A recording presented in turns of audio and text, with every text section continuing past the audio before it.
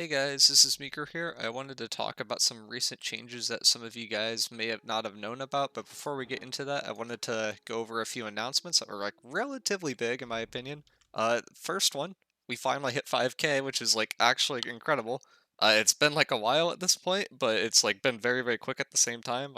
We were stuck at 1K for like half a year, and then it's just been upward ever since, and it's been surreal, and I appreciate all the support.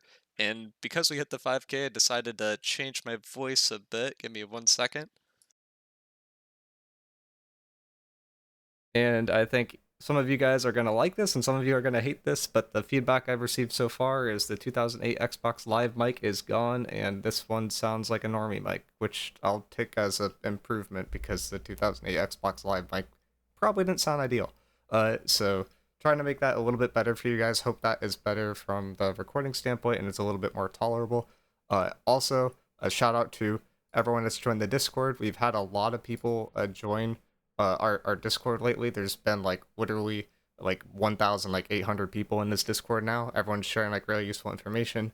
If you're not in it, we have builds in here that we can like talk about, like whatever people are running, kind of go through that. We do VOD reviews. There's a lot of resources within here that I post that are like helpful in terms of figuring out what is BIS. And we have like New World News in here and just kind of like random announcements. So definitely check that out if you haven't. That's been also awesome. Twitch-wise, doing fantastic. We've been having a lot of fun, especially going for a lot of keg kills within OPR and within more. Sacred Deep Center. Alright, I'm coming out. Oh, I just did it by Mostly just been having a blast in war. keg. But there's been a lot of stuff going on there as well, and with all that stuff out of the way, all those kind of announcements, let's get into this video. So there's been a few things added recently that are a little bit more difficult to figure out the change to, and I want to kind of go through those. The main one that you guys may have all noticed if you've logged in recently and you haven't crashed or had your SSD fried, just kidding, that's not really a thing, is that the standard damage resistance is now a actual thing on your hotbar. This standard damage resistance tends to, well, it directly mirrors the slash damage resistance, and it's the only resistance like that in the game. So with this shield here, it has that slash shield ward. If I take the shield off, you'll see the standard damage go down. If I put the shield back on, you'll see that go up. The things that this typically applies to, I want to get into in a second, but the basic idea here is that everything that does slash damage effectively got nerfed, and anything that did standard damage effectively got nerfed by this change, which is good because a lot of these standard damage types are actually killing you a lot. So if you were in the beginning of Season 3 doing the mutations for the Savage Divide and you were getting one-shot by Carmelians, most of these were doing standard damage, which was completely irresistible by your gems at the time, which is why you were getting one-shot. And now it's actually, livable. You just need to run that like kind of slash damage and you'll be able to live versus those mobs that were just one-shotting you before. So that's kind of noteworthy, especially if you're like a healer or someone that gets like one-tapped by archers randomly. A lot of those mobs actually tend to do standard damage, so that's kind of cool. But it also has big ramifications in terms of PvP, and I wanted to get into that in a second. This tool here that I have in front of me is called New World Buddy. Many of you are familiar with New World Database. This is basically a way to look up stuff super precisely without having to go into the backend yourself, so you can do this as well. What I've done here is I've added a new column to this table within status effects called damage type, and from here I can sort and I can look at only the standard damage types.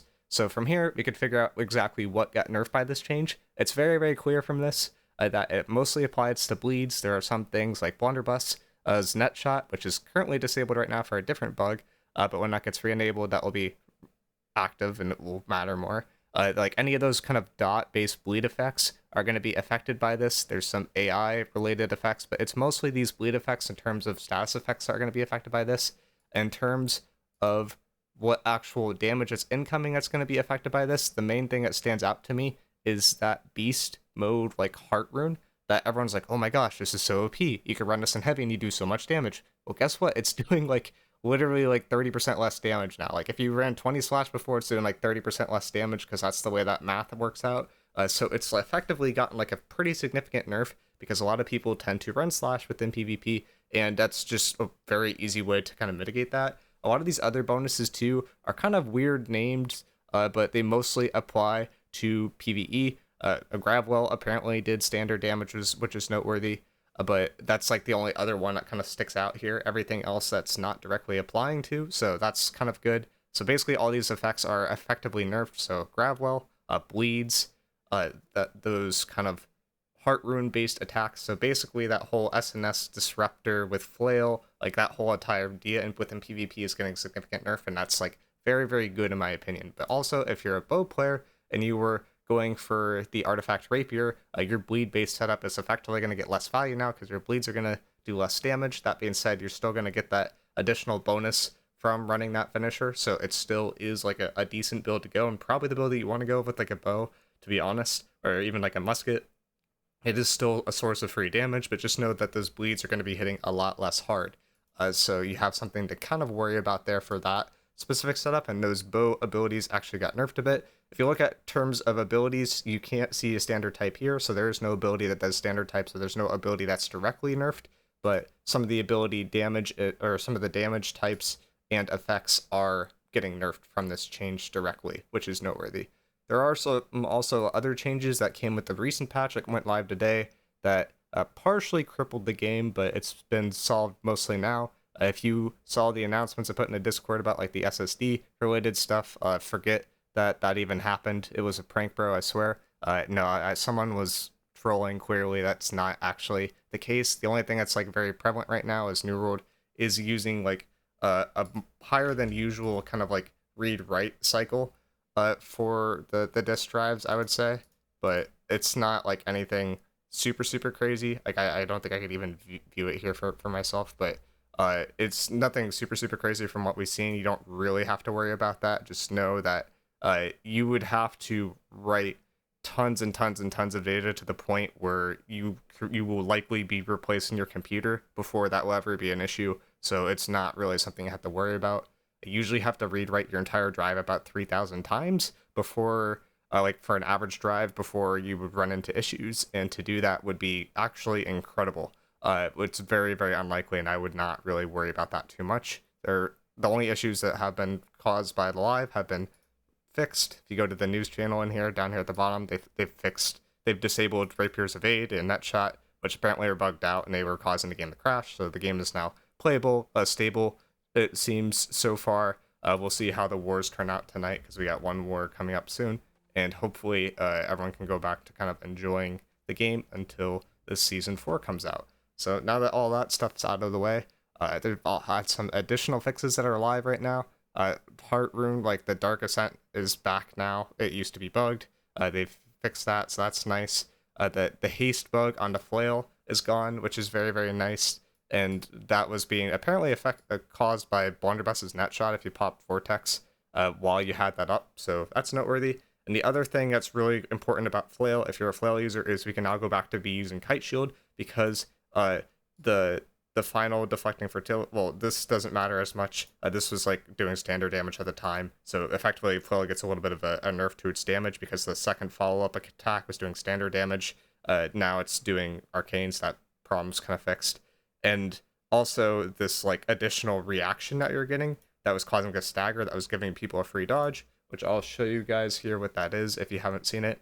So this is what was happening before, is you would get hit by a flail, you can get a free dodge, which is why everyone stopped running Kite Shield in terms of being on point. Off point, it was still run a bit. That is gone now, so now Kite Shield is viable. Kite Shield is going to be run, and in terms of what Kite Shield you could run, you have a couple of different options. The one that I would recommend for most people is going for Sturdy Shield of Suppression. It gives you Refreshing Ward, it gives you Slash Shield Ward. Slash Shield Ward, you can't typically get in a Kite Shield, so it's very nice. Refreshing Ward is good as well. There's also a noteworthy Kite Shield that drops with Thrust Protection and Slash Ward from up here on this bridge. I forget the exact name. Just know that Kite Shield is actually internally coded as a round shield and won't give you that stagger effect. So unless you want to run a Kite Shield's weight with the round shield bonus on for the flail, I would not run that Kite Shield and not waste your time farming that.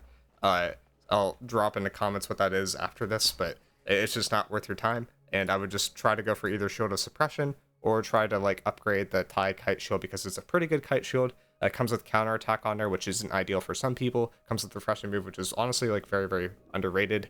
And then the last perk can kind of go whatever you want on there, so it's very nice. In terms of other stuff that is important to kind of get into here, Firestorm and Pillar Fire could be cast while mounted, and there was a bug with Pest doing a little bit of extra damage, but I don't think any of that is as significant as these other changes. So just know that the game is in a relatively stable spot now, and you can kind of go back to playing. There was a recent like Balance of Power video that went out too that was kind of interesting, but the most of those changes are pertaining to Season 5. So I'm going to wait for that in a different video. But the other thing that I kind of wanted to let you guys know about that some of you may have seen YouTube videos about recently about these artifacts is if you look at the actual artifacts on the PTR, you'll notice that some jewelry, or sorry, let's look at the all patches one. You'll notice that some jewelry here is missing. So it turns out that the I think it was the Ocean earring and the Mastermind ring were both supposed to be added in Season 5, not Season 4, so we just got leaked 2 artifacts early, which is great.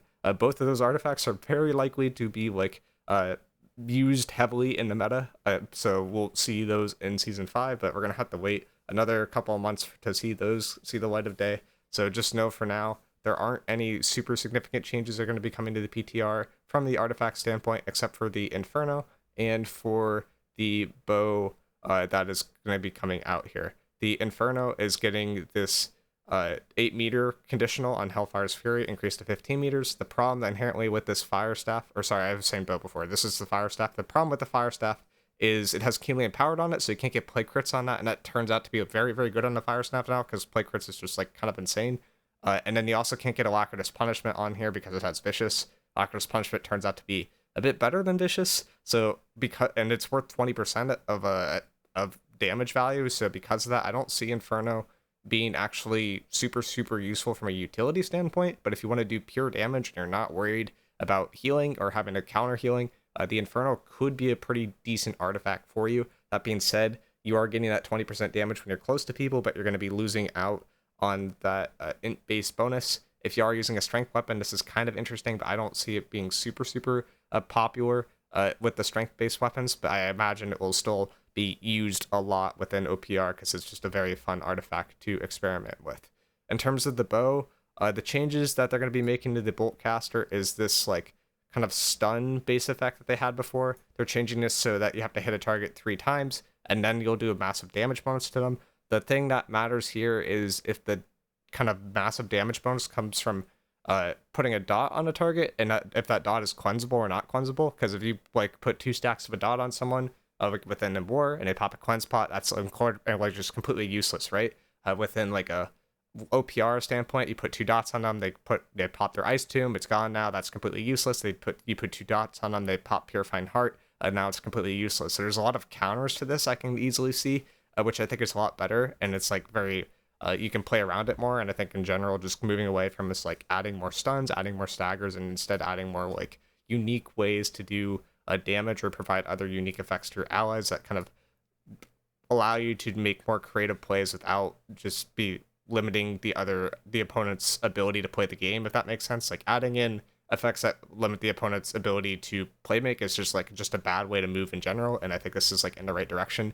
You saw this from Overwatch, going from Overwatch 1 to Overwatch 2, and how much more successful that's been in terms of like a casual standpoint, like how much more people have enjoyed that. And I think it's a thing that New World should probably follow suit on and try to tone back some of the staggers, because staggers are just not a fun mechanic, stuns are not a fun mechanic, and non-fun mechanics should try to be moved to more interesting dynamic mechanics that can be played around in the future. So it'll be interesting to see where those go, but that's like some stuff that you may have not have seen. Let me know if any of that was useful, but the main thing here is the standard damage, and just beware if you are running one of those classes that is using a lot of bleeds, or if you're using that heart rune now, you are going to be countered basically by the meta, where people tend to ward a little bit more towards slash than any other resist within PvP. And then from a PvE standpoint, hey, you might not get one shot by those Carmelians anymore, which is kind of great, because those are very frustrating to play around. And with that being said, I'll see you guys in the next video. Peace.